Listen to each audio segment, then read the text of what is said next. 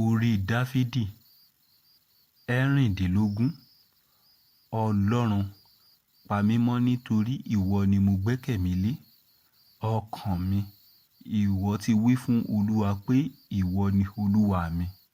Èmi kò ní ire kan lẹ́yìn rẹ. Sí àwọn ènìyàn mímọ́ tí ó wà ní ayé, àní sí àwọn ọlọ́lá lára ẹni tí dídùn inú mi gbogbo gbé wà. Ìbìnújẹ́ àwọn tí ń sáré tọ ọlọ́run mìíràn lẹ́yìn yóò pọ̀. Ẹbọ ohun mímu ẹ̀jẹ̀ wọn ni èmi kì yóò ta sílẹ̀.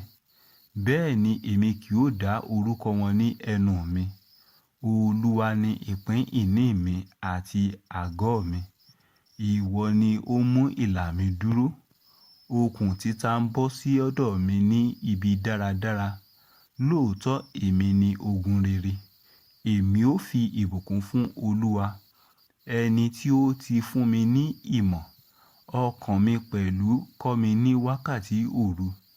Èmi ti gbé Olúwa ka iwájú mi nígbà gbogbo, nítorí ó wà ní ọwọ́ ọ̀tún mi. A kì yóò ṣì mí ní ipò. Nítorí náà ni inú mi ṣe ń dùn tí ògo mi sì ń yọ. Ara mi pẹ̀lú yóò ṣì mí ní ìrètí. Nítorí ìwọ kì yóò fi ọkàn mi sílẹ̀ ní ipò òkú.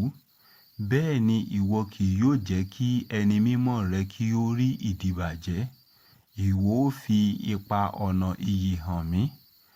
Ní iwájú rẹ ni ẹkún ayọ̀ wà. Ní ọwọ́ ọ̀tún rẹ ni dídùn inú wà láéláé.